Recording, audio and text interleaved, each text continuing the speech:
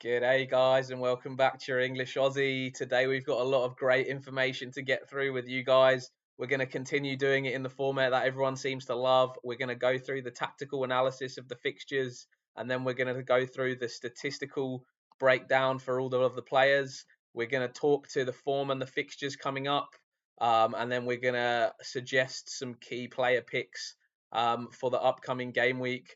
We will also be doing a live stream tomorrow, just a couple of hours before the deadline, where I can give you any answers to any of your team comments, or if you do have comments that you want to get in ASAP, chuck it in the comments below and I will answer all those queries as soon as possible. For now, let's crack into the information. Game week 13 was a lot of points scored in this game week. First up, we got Chelsea v Aston Villa.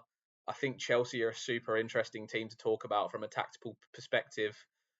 They're full of great conversation topics, and Maresca seems a really unique coach with some great ideas. This week, Caicedo was played in the right back position that allowed him to get Caicedo, Lavia, and Enzo all in the team together. It was really interesting because out of the ball, Caicedo was back in that right back role. With the ball, he moved into the central midfield role with Lavia, allowed Enzo to then push on into that attacking midfield role and get into the box more often. That's something that Maresca's really been stressing to Enzo, is to make sure that he arrives in the box, gets into the box more, and that's what he wants from an attacking midfielder. And that has resulted in a couple of goals from Enzo so far, and it's been really productive from Chelsea. I thought it was really good to have Caicedo sort of inverting from that right back into the midfield. He was able to pick up the ball and play with sort of an understanding and rhythm from that role on the offensive end. And he's brilliant defensively as well, and able to play in that sort of right back position as well as in central midfield. I thought Chelsea's press was just fantastic, and really sort of suffocated Villa at times with that high energy press. And for the full 90 minutes, they were continuously pressing all the way until up to the final whistle. And you can see that Cole Palmer's constantly shouting at the team to sort of get up and press, and Nicholas Jackson is the one that triggers that press. So when he goes, then the rest of them go. So you've got Palmer, Neto on one wing, Sancho on the other wings, how they started today, and then Enzo also in that sort of fourth role. So they're basically pressing as a front five, with then Lavia, the other central midfielder, slightly behind. And the same way is that both the fullbacks would push up, and if they did try to play sort of a long ball into their wingers, everyone would be up the pitch, just leaving the two centre backs at the back. So the presses was really super aggressive from Chelsea, and I thought really caused a lot of problems for Aston Villa trying to get out from there. And yeah, I just thought that was something unique from Maresca and the way that he's going about that this year. He's really improved Chelsea tactically. I think later on in the season we might do a deep dive on Chelsea, similar to the way we did a deep dive on Villa, and just analyse them tactically, and talk through some of these intricacies we've talked about, such as why Palmer's been drifting out wide, how the central midfielders move to open up spaces for the other central midfielders, Jackson dropping in, Palmer running through. And yeah, I just think there's so many things that we could talk about for Chelsea. We'd probably save it all for a deep dive if you guys are interested in doing that later in the season. Let me know in the comments if that's something that you'd like to see. I think that's something that I would think would be super useful for you guys in understanding like who the best assets are in that Chelsea team from a tactical perspective. Otherwise, just Nicholas Jackson just continues to look great, continues to keep performing well under Maresca, and really looks to be improving as a player. You can see the strides that he's taken over this course of this season, and Chelsea have taken as well going forwards. Scored again this week, and he would definitely be somebody I'd be looking to get in to my fantasy team if you don't have him. Even a double up of him and Palmer at the moment is just looking really nice with the way Chelsea are playing, and their fixtures coming up. Villa, we've talked about a lot, didn't have their greatest game. I think really Chelsea made them struggle this week. And you can see our game week 13 prediction of Jackson to return was a success. So 1 out of 1 so far. West Ham, Arsenal. I thought Arsenal again were just excellent. We've spoken about Arsenal since Odegaard's come back quite a lot. He's really been key to breaking down those teams that sit back in those low blocks against Arsenal, um, as well as Saka just being the main man for Arsenal at the moment. Everything flows through Saka. All of the offensive movements flow through himself and Odegaard. And I think he's just so key to that Arsenal team at the moment that he's really a must own for me in FPL. I would definitely look to be getting in Saka, however possible. If you don't have him in, I just think he can score points against any team. And over the next few weeks, he's definitely got a few captaincy um, potential options to go for. The only caveat on that is it was interesting to see that Odegaard and Saka shared the penalties for Arsenal this week. And potentially, if that's something that continues going forwards, that's definitely something to think about in terms of is Saka worth captaining in certain game weeks. Um, other things to talk about from that game is obviously West Ham still being slow and just poor in transition, and that was one of the reasons why we had like a Trossard on Martinelli to score. I was sort of thinking like whoever was playing in that right left wing role, but Trossard did manage to get the goal, and also Havertz was the other one that we were talking about in the deadline stream. Who should we put as this prediction? We were thinking potentially it was a Havertz on the fast break as well, and he also scored a goal, which was just a long ball over the top, um, over that slow West Ham defence, streaking in behind, and he knocked in a goal as well. So, I mean, the game sort of played out as we discussed. We thought Arsenal were going to be victorious in that game. We thought definitely Saka had some potential for captaincy, and those of you that did go for him, I think it was a great shout. I think we talked about a lot this week. Captaincy was it could have been Palmer, it could have been Saka, it could have been Salah. All three were good picks this week, and it was nice to see they all sort of came out around the same points. It just goes to show that the discussions we've been having and the content that is being produced is obviously accurate and showing in the games. So yeah, really nice to see a lot of the picks and a lot of the discussions that we had on the deadline stream and some of the other and this video from last week really uh, came to providence this week. Moving on to United v Everton, the prediction for this week was for United to keep a clean sheet. Was also another successful prediction. So 3 out of our first 3 correct this week. It wasn't for they did concede chances, and I do think that although it was a 4-0 win for United, and I think offensively, there's a lot of things to be positive about from a United perspective. I do think they've still got quite a few things to work on defensively. I think they're not quite sure how to press in the formation. They are leaving big gaps in between the lines, in between the strikers and the midfielders when they do press. Also in between midfield and defence as well. So there are things that need to be addressed from Man United. I think Amorim's not quite set on who his back three is going to be yet. I think Ahmad's done a really great job at right wing back in that game. He was really a driving force for United going forwards. And Delo was obviously slotting in at left wing back. I think he's obviously a very good player. The only thing I do say is coming up next week against that Arsenal team, when Saka on the right wing, um, for Arsenal with Martinelli on the left. That's going to be a real test of those Man United wing backs and how they can do. I think you might see Martinelli going at Ahmad quite a lot in that game at right wing back and causing him a few problems. Outside of that, I think obviously Everton had made quite a few poor defensive mistakes leading to the goals, which is quite unusual for a Sean Dyche team. He's normally really well set up defensively, and his defense doesn't normally make so many mistakes. However, I do have to say that I thought that Man United front three again was looking really nice. It almost looked like a Xerxes playing that sort of Firmino role that he used to play for Liverpool so often up front, linking the play so well. And Bruno and Rashford really again playing well in the front three. I know that we had Bruno on the left forward role, Rashford on the right forward role a bit this time instead of Rashford in the centre, and Bruno on the right with Garnacho we had previously. I thought again the link up was good. It's really nice to see Bruno breaking in those counter attacks with the rest of the players. And I think like he's still a good option in that Man United team going forwards at the moment. Sort of they do look dangerous going forwards, and I think that the sort of style of play that they're playing going forwards is productive for the players that they have in that team. And I think Xerxes was a really nice fit into that front three this week. I thought he linked the play well, got up in support, and profited obviously with those 2 goals.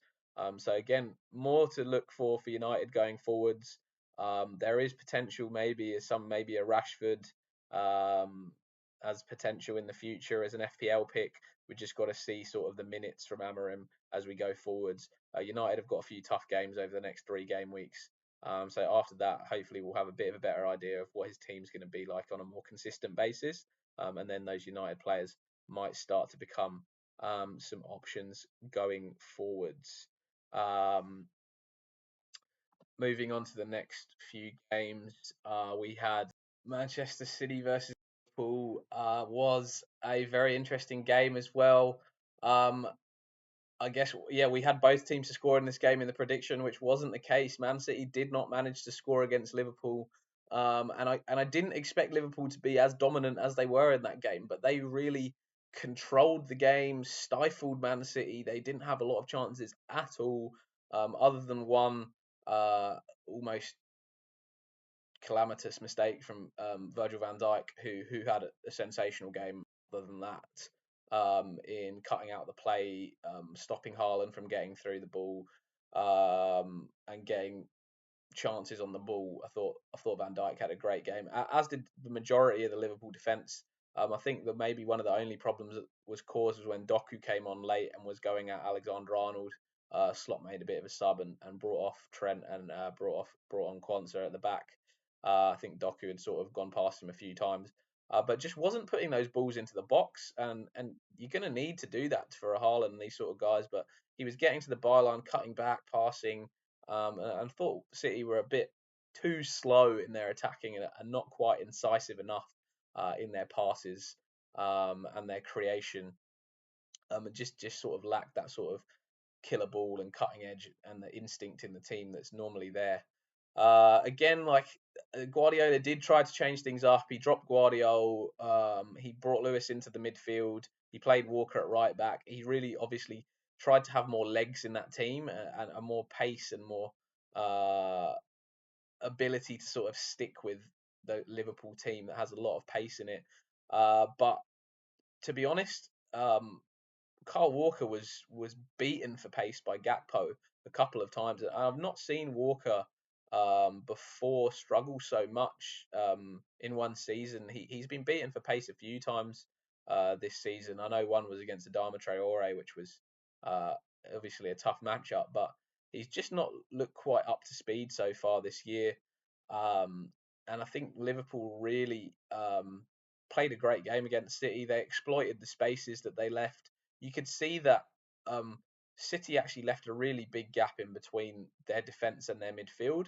Their defence played far deeper than City's defence normally do. They normally play a lot higher up on the halfway line, and perhaps it was due to them being concerned about the pace in that Liverpool front line with Gakpo, Diaz playing in the number 9 role instead of Nunez and Salah, and getting exposed in behind and potentially on the break. Their defence played a little bit deeper, but that allowed like the Szoboszlais, the McAllisters, Gravenberchs to get on the balls in between the lines and sort of control the possession a little bit better, create those opportunities for Liverpool, which they did really well in that game. And I think really were deserved 2-0 winners.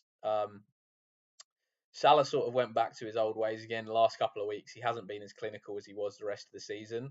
So it is something just to think about for those of you that are looking to sort of perma captain Salah or captain him each week, is that he has just dropped off a little bit from a clinicality standpoint. I know he's still getting the returns. It was a great cross for Gakpo's goal this week, and then obviously the penalty. But there were a few chances he's had which you would have expected him to score this week. He could have easily ended up on 2 goals in this game, that his finishing just sort of let him down a couple of times. So hopefully he can get back to his the clinicality that we've seen the rest of the season from him. And these two games were a bit of a blip and not a reversion to prior years' Salah form, where he takes a few chances before he pops in a goal. The other interesting thing just to point out is that I noticed that McAllister was on corners quite frequently over Trent from that right-hand outswinging corners side. Again, that's just another sort of string to Trent's bow that he's lost again this season, and another reason why I think he's A, a sell, or B, a do not buy in teams at the moment for Liverpool. I do think the Liverpool defense is something that I would like to get into, but we can go through that when we talk through the defender analysis and the player picks a little bit later. Moving on to Tottenham v Fulham. Spurs are just a team that you really just can't pick week on week, to be honest, and how they're going to play and what's going to happen in their games. However, we did manage to get the prediction right this week. Both teams to score. Obviously, both these teams are very good transition teams. They play really well in sort of the progressive carry part of the game, and moving up the field at pace. I thought Fulham actually played a much better game than Spurs this week. They had far more chances and were really thwarted just by an incredible performance from Fraser Forster in goal for Spurs. Wasn't even bad finishing from Fulham, like excellent efforts on target. Just Forster made some fantastic saves in place of Vicario, who was out with an injury. I thought Forster had an excellent game, and the goal that they scored obviously was just again right in the corner and out of his reach, and otherwise he probably would have saved that one as well. I thought Spurs going forwards lacked a lot of creative threat. They had Werner and Johnson on the wings, who just really don't do a lot for me. They're great on the counter attack, but when they need to break teams down, they just don't have anything creatively.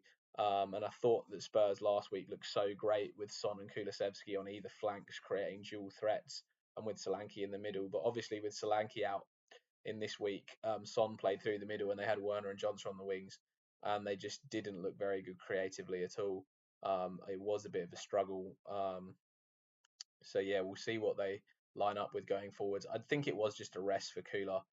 He's obviously played in the week against Roma as well, and he puts so much energy into these games. He runs a lot, and he's fantastic for Spurs in those sort of progressive carries and dribbling the ball and carrying the ball up the field. He's really a star player for them. So I'm sure it was a bit of a rest for him, and he'll be back in the starting lineup next week for them.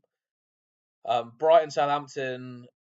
We went for Brighton to win by 2+ goals, and it wasn't the case. I think Southampton have caused some difficulties defensively for a few teams this season, when they haven't sort of been the architects of their own downfall, both in that Liverpool and in the Man City game. They're 5 at the back, low block.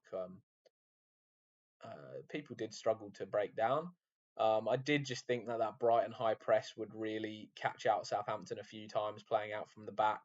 And they did manage to do it, but they just didn't quite get the ball and sort of finish that off when they managed to pick them off high up. And yeah, Brighton just didn't quite have the cutting edge today that they have had maybe in some of the other weeks, and the sort of incisiveness in the passing. I think for me, maybe a little bit of an off day for them. I'm not going to read too much into it. I think we'll see again next week how they go. I do think their sort of front four is really nice with Ruta, Welbeck, João Pedro, Mitoma. Yeah, really nice playing together. They link up really well. And again, I thought had some excellent link up play again. Just couldn't quite get that final finish or final pass to get the goal. I thought Southampton again. Then they haven't quite worked it out. I think playing out from the back, they're just a bit too narrow in their shape. The centre backs don't pull wide enough. They don't create the width to be able to play out from the back the way that it should be. Is the centre back should be spacing way wider, the fullback should be touching on the touch lines, and that should allow little gaps in the midfield for their centre midfielders to come inside and sort of pick up the ball. Maybe one drops in between the centre backs. But the way they play with three at the back, no need to do that. Unfortunately, like it just feels like the two central defenders are like still quite narrow.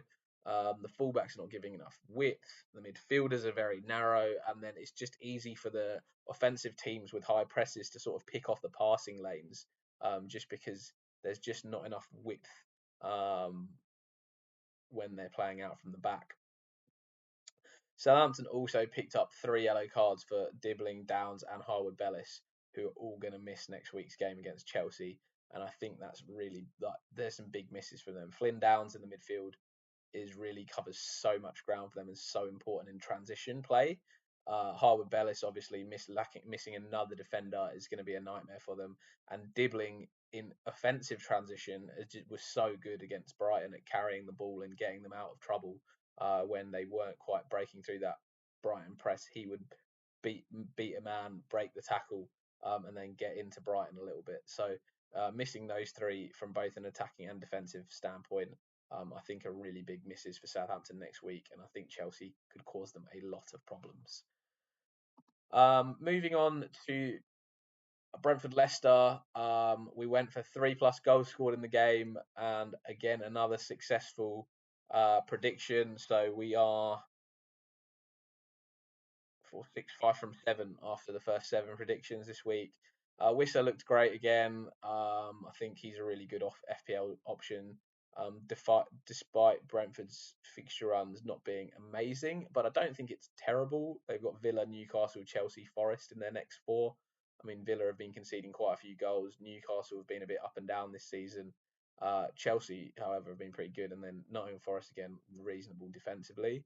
But I can see Brentford scoring goals in a few of those games. So I think with the way that he's playing, he's sort of their main man up front at the moment, and really in great form, superb positionally, great IQ, as I've been speaking about, and definitely someone at that sort of 6.1 million price point to consider getting into your team. I think Brentford as an offensive unit are going to continue to score goals. Like their formation is almost hard to put a to like sort of know exactly what their formation is when they're going forward. It's so incredibly fluid. Their fullbacks push on so high. Their sort of wingers come inside. Their wingers drop in. Shard is playing sort of left wing, forward. And Bumo doing the same. Lewis Potter driving up that wing as sort of a winger sometimes, sometimes a fullback, sometimes a wing back. I think their sort of fluidity in formation sort of seems to me that Thomas Frank gives them a lot of creative freedom going forwards. Otherwise, incredibly well coached and have just a really smart understanding of positions. I think for me, what I think it is that he does give them a lot of creative freedom because they understand they've been coached into their roles and they know positionally how to find space. And I think he coaches space very well in that Brentford team because offensively they're a very smart team at getting into good positions, finding gaps in the defense, finding areas that a lot of other teams don't find, and holes and pockets in defenses as the game progresses. And I think that Brentford just are quite a good, knowledgeable football side, and that is why they're proving to be so good offensively. Wolves v Bournemouth, an absolutely crazy game. We had Evan Nilsson to return, and to be honest, like it was 3 penalties won by Evan Nilsson and 3 penalties scored by Kluivert. Yeah, just crazy to be honest. Really, I just thought I think that's never happened before. So, Wolves again, I think like the architect of their own downfall. Defensively, I felt like they'd worked something out last week in the second half of their game. However, they changed their setup again, going to a back 4 this week, trying to be, I think, more defensively solid. It really didn't work. It also sort of made like an 8 Nuri and a Semedo, those guys as options, just a little bit less enticing. 8 Nuri was playing like a less of a winger role, and more of a fullback, maybe even wing back role, you could say, uh, in that back four. The change in formation wasn't all terrible for Wolves. I thought offensively, it gave them a bit of a better control in the middle, and they were able to sort of maintain possession better. And that sort of allowed them going forwards to be a little bit more creative, um, and provide more chances for sort of Strand Larson, in that number 9 role, whereas they've been a lot more reliant on sort of moments of magic from Cunha over the past few weeks. So I thought from an offensive standpoint, Wolves were slightly better. Defensively, they looked like they just didn't know how to play in that formation. So hopefully, they either continue down this line and their defense becomes a bit more solid. They understand how to play in that formation, and they continue with this, like to be a bit more offensively fluid and maintain possession better, or they revert back to sort of that back three, and they try and work out how to implement offensively a more possession based game, um, going forwards. The final one that we had predictions on was Palace v Newcastle. We said Newcastle to clean sheet, and we have ended with 6 out of 9 predictions this week because of a 94th minute goal from Palace. So we were very close to a lot of the predictions this week. We were only missing a 94th minute goal from Palace, a goal from Man City that you'd have thought to come, and then I guess the Brighton Southampton one was a bit far away with Brighton not having the performance we expected. So good predictions this week. It really shows that sort of the tactical insights are really paying dividends in terms of understanding what's going to happen each week. Also helping my team up to 370k in the world so far. And I thought Palace, in this game against Newcastle, played far better. And while we're on this final team observation, before we move on to the statistical analysis, just a reminder to you guys, like if you are really enjoying this content, please subscribe to the channel, and give the video a like. It was really helpful to increase our subscriber base. I know there are a lot of guys that do watch the videos and I haven't subscribed yet, so please do. It's really helpful for these small channels to grow, and for myself to be able to keep putting out this great content for you guys. I do really appreciate everyone that tunes in and watches the videos.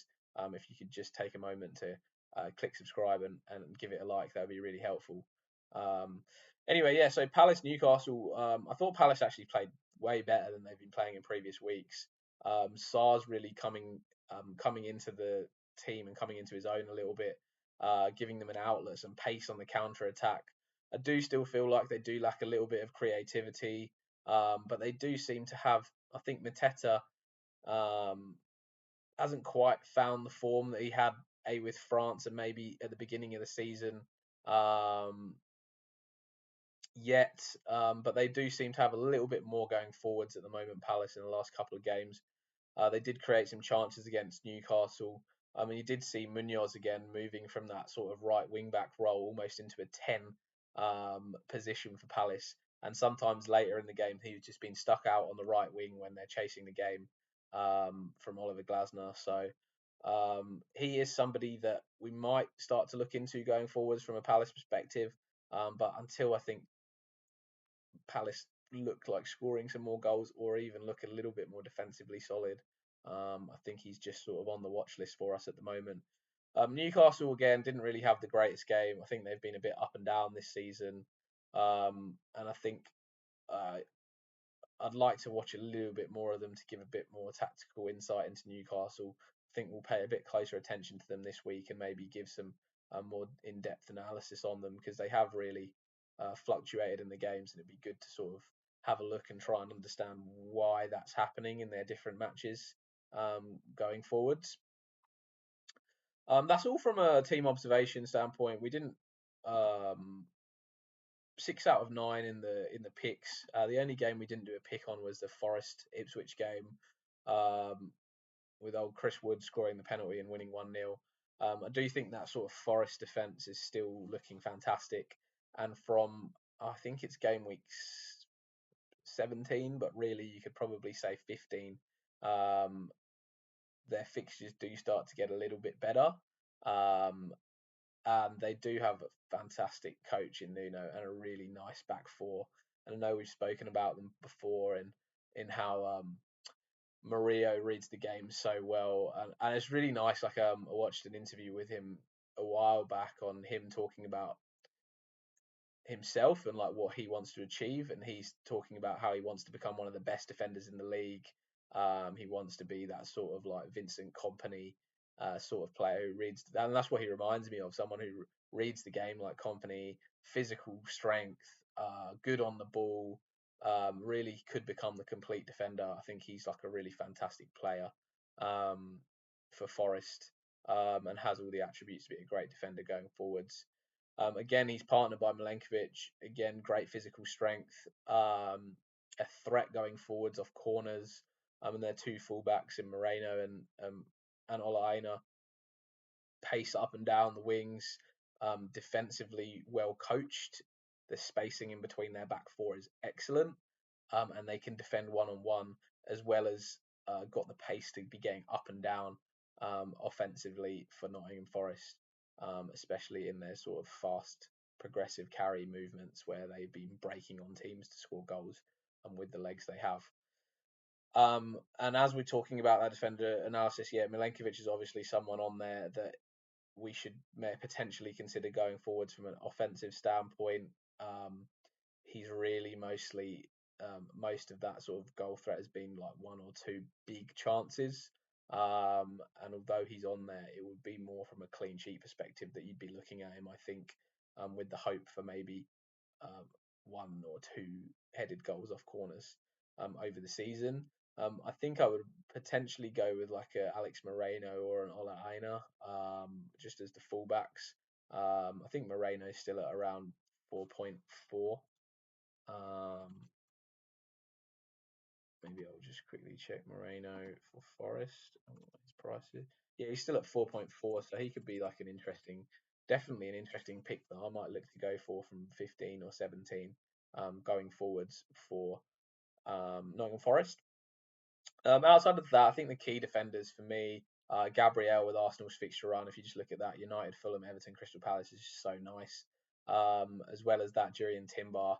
He's been really linking up fantastically with Saka down that right hand side, getting in amazing positions.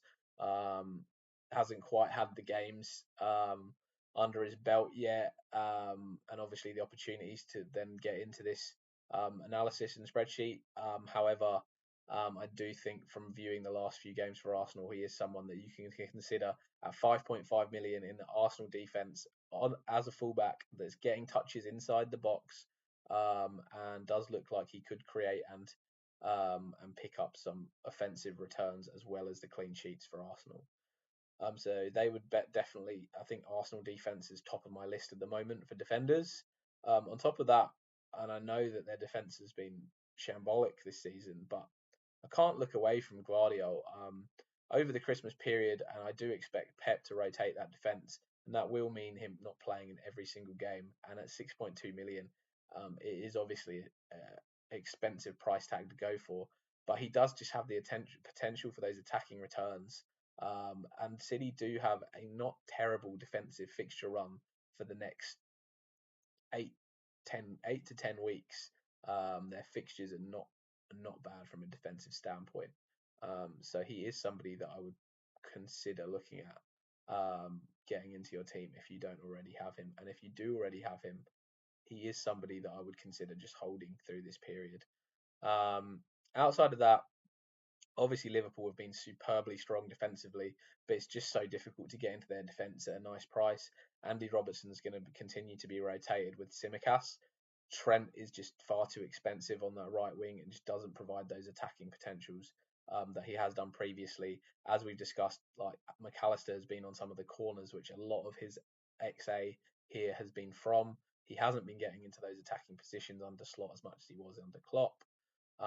So at the 7 million price tag, it's just a little bit too high. And then your other options are Virgil van Dijk. Obviously, Canate's picked up an injury and Gomez started this game against Man City. If he does continue to start at centre back over Quansah, then he might be somebody to look at going forwards in that Liverpool defence. He is, I think he's at 4.8 million at the moment into that Liverpool defence would be a nice route in. But again, we need to have a look at Canate and see how long he's potentially going to be injured for, and then see if Gomez does continue to start for Liverpool going forwards over Quansah. I can see there being some rotation in that partnership. I think Gomez was in to counter the pace of Haaland, as he's just got a little bit more pace than Quansah for Liverpool. Other defenders to potentially talk about are Ryan Ait-Nouri at Wolves, and obviously Ait-Nouri, Wolves just don't look very good defensively at the moment, and him slotting into a back four there concerns me, and he's definitely someone to watch going forwards, whether it's worth continuing to keep him in the side or look to move him on if Wolves do go to a back four and he's not picking up those offensive positions that we like him for. And the other person that I'm interested in is actually Pervis Estupiñán from Brighton. He's at 5.0 million, so a little bit more expensive. But he's really getting into some nice positions recently up that left-hand side for Brighton, linking up with Matoma a lot more nicely, whipping some early crosses into the boxes for Welbecks and João Pedros, etc. And with Brighton's nice fixture run coming up, potential for some clean sheets for Brighton going forwards if they can just work on their defensive stability a little bit.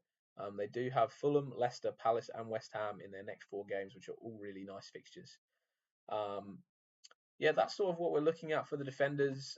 Going on to the midfielders, Salah and Palmer and Saka are still really the 3 main guys. And I think if you don't have any of them in your team, I'd look to just be getting all 3 of them in. Saka and Palmer have great fixture runs. Salah's just in fantastic form. And all of them in your team can be done with and without Haaland. I think without Haaland allows you to get into some of these other nicely priced options as well. It gives you a more well-rounded squad. But if you do also want to keep Erling Haaland in your team, you can do it and go for a few more cut price midfielders and defenders. I would say that I think that those 3 are almost essentials in your team at the moment, and they would be sort of my first priority in getting into your team if you don't have them, just for the potential upside of the Salahs, the Sakas, and the Palmers that they can have on your team.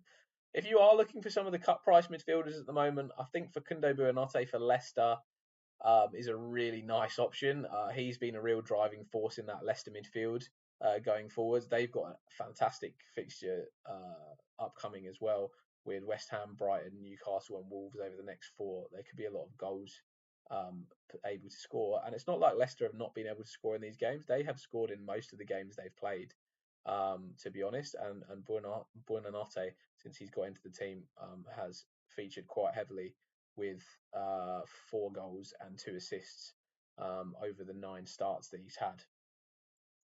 Other guys of interest, again, Bruno Fernandes, we talked about him being really interesting in that Man United team, playing in those forward positions. I thought Kevin Schade of Brentford, obviously with his hat-trick, is someone that we should just mention. But for me, the minutes risk is someone that he's more on a watch list for now, and to see whether he can maintain his place in the side. And then other options is with Arsenal's fixture run, like Trossard and Martinelli really become interesting picks, as well as an Odegaard who didn't quite make this list, but Odegaard sharing penalties with Saka gives him another string to his bow. He's really somebody who's been getting into those forward positions, creating chances for others. So I wouldn't turn my nose up at Arsenal triple up 2 in offense as well as potentially a 2 in defense triple up. I think Arsenal will have a really nice fixture run, and we should be targeting their players at the moment. They do seem to be in good form. Matoma's picked up for Brighton. They seem to be passing him the ball a little bit more at the moment. I know I've been talking about earlier, he wasn't getting the ball a lot for Brighton. He's really starting to link up nicely with João Pedro coming back into the team, and then playing all of those guys together up front for Brighton. Kulusevski, I still think is a nice option for Tottenham. I know he didn't start this week. The only issue, obviously, is going to be minutes. I do think that it was a rest for him this week because he's played a lot of minutes. with Tottenham being in the Champions League, and that is obviously something to consider with these players. And over a Christmas break, whether you'd rather go for somebody who's more locked in terms of minutes, and potentially just not playing in Europe at the moment, and have those issues of rotations. Moving on to the front line, obviously there are so many fantastic forward players at the moment. And I think the two main guys, well, many main guys really in this forward line. Obviously, I've got Erling Haaland in red here. I do think he's not over the next 4 weeks. Not someone I really want to have in my side. I think for the price, he just causes a lot of difficulty around the rest of my team. He is somebody that I am considering bringing in 18, and I do have a sort of plan to roll some transfers to be able to do a sort of switch to him. But I'm not 100% certain if that's something I want to do at the moment. I think at the moment my head is towards actually just not having Haaland for the season, and going without him unless City start to really pick up again, like they often do in the second half of the season. For now, I would have him as a sell or a do not buy in my team. Johan Wissa obviously talks about how I really like, and Nicholas Jackson really for me is the number one striker option that I'd be looking to get in the team at the moment. He's in really fantastic form. He's got fantastic fixtures. Tactically, he's fantastic in that Chelsea side, both from an assist and a goal perspective. And then statistically, he's number 3. So the note we like to talk about tactics, stats, form, and fixtures. He's ticked all 4 of those boxes for me, and that's really important for him. Ollie Watkins, yeah, he is sort of still having chances, not quite in great form at the moment. The fixtures are looking nice over the next 2 game weeks for him. And if he's not returning in those 2, then he's going to be definitely a sell for me. I think Villa have not been as offensively good as they have been in previous seasons. They have struggled, I think, with the loss of Douglas Luiz, to sort of move the ball around, keep possession, and then as they've moved the defence, then find those passes. They have tried to be a bit more faster paced in their build up, and it hasn't really improved their offence so far this season. Other strikers that I like, João Pedro, I think really nice on penalties, good fixture run, in form. Again, ticks the 4 boxes of tactics, statistically good, form good, fixtures good for me. Matheus Cunha, I think, is also ticking the boxes now for Wolves. Tactically, like, Wolves are starting to sort of create a little bit more. They've been scoring goals going forwards, and Cunha's obviously a key part in all of that. Statistically, Cunha's up there. Form, he's obviously in fantastic form. I know his goals are coming from very low XG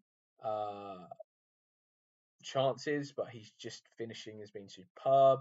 He's so integral in that Wolves build up, and the fixtures are obviously really nice for Wolves over the next 4 games with Everton, West Ham, Ipswich, and Leicester have all been conceding goals. And then again, like an Evan Nilsson or a Danny Welbeck are sort of those other options that you can look to go for. Some nice fixtures, both in decent form, decent stats, and if you're looking for a sort of lower price option than a Jackson, a Watkins, a Solanke, Isak, Cunha, even now, who's getting a little bit expensive at 7.1 million. Maybe these guys are the guys to go for. Dom Calvert-Lewin, obviously a sell for me. Beto came in for Everton and started in his place this week. He's obviously now, as well as can't finish to save his life, a minutes risk. So he's a sell. Chris Wood is just a guy to keep watching. They don't have great fixtures going forward, Nottingham Forest, but he's obviously still in great form and still an integral part of that team. So tactically, he is good. Statistically, reasonable. Form, great form, and fixtures are just not quite there for him at the moment. So for me, he sort of looks to move on if you've got him. Not an urgent transfer to move out, but not really a sell for me. There's a lot of other good options at that price point that I would rather go for. Finally, moving on to my personal player picks for the upcoming week. Nicholas Jackson still my number 1 pick, with just fantastic a really nice fixture against Southampton this game week, with Southampton missing a lot of key players. So for me, he'd be um, really important for Chelsea in that week, um, and could get a big return. Buonanotte for Leicester. I just think Leicester have really nice fixtures over the next 4. He's been sort of one of their main guys, along with Vardy going forward. Good stats statistically, creating and getting in the right places to score goals. He's also someone that's a bit like Garnacho. He's quite dynamic. Can dribble with the ball, can create chances himself, and has been like very unique for Leicester in driving the attack forwards. Bukayo Saka, I know I don't normally like to put like the big players in here, but I just think he's so crucial to get into your team at the moment. If you don't have him, he was someone at the start of the season that I thought was probably someone that was like a set and forget in your team for the whole year. Arsenal obviously had a few injuries and that made it a bit more difficult. But now I think they're getting all their players fit, and he is the main man in that Arsenal team. And I think he's crucial to have in your team at the moment. I think he can score against anybody, he can assist against anybody, and he'll continuously get you points going forwards. I think United, it could be a good fixture for him this week as well. They could struggle with their new system defensively. They just might not have it altogether. I think that's going to be a really difficult test for them against Arsenal, who are in really fine form at the moment. I think Saka is going to play a big part in that. Other guy on the list, João Pedro. Still very big on João Pedro. I think at that price point of 5.8, he's just somebody you've got to get in ASAP. He's going to continue to rise in price. And Brighton, a very attacking team with a really nice fixture lineup, and this guy who's just the talisman of their team at the moment, really in good form as well, having come back from injury and scoring 2 goals and 2 assists in 3 games. So I think, yeah, he's also a get into the team for me. Those are my key personal player picks for this game week and also going forwards. Finally, we can just wrap up maybe with my team, the game week, and how it went. A really good game week for me again. 86 points, up to 370k in the world. I think you can see like the sort of tactical analysis along with that statistical analysis really starting to pay dividends as the season goes on. You can climb ranks by having that sort of footballing knowledge and understanding. Whereas sometimes at the beginning of the season, it can be difficult to pick that initial team. And if you don't quite have the right guys and right players in, you're obviously starting from a disadvantage. But really, since game week 1, it's pretty much been green arrow, green arrow, green arrow, green arrow, all the way to 370k at the moment. So hopefully this can continue going forwards. I do think there are some tweaks and some changes that I'm going to be looking to make to the team going forwards. Watkins is someone that I might be looking to move on soon, especially if he doesn't perform over the next couple of game weeks. Chris Wood as well is someone that I might look to move into like a Wissa, or someone else that just maybe someone with even better fixtures going forwards. And then Mbeumo as well, someone in the midfield that I'd be looking to move on. And then obviously we'll see how Man City goes. That sort of Lewis and Guardiola double up there potentially moves to maybe an Arsenal double up, or a Liverpool defender in there, along with a sort of Lewis Hall. He could be somebody that could be looked to move into the sort of Nottingham Forest defence when their fixtures become better. And same for Flecken. I mean, there's a few options of goalkeepers, but I think I'm not going to look to make a goalkeeper transfer at this stage. But yeah, again, great game week, guys. The big 3 in the midfield really performed. Captaincy was good again. And then looking forward to next week, I will be doing a deadline stream tomorrow, a couple of hours before. So make sure to tune into that. Please subscribe to the channels to make sure that you get notified of the upcoming streams and videos, and stay in touch with all my good content that's coming up. Like the video if you enjoyed this, and thanks again, guys, for watching. Really good luck this week, and see you guys on the deadline stream. Have a great week, guys.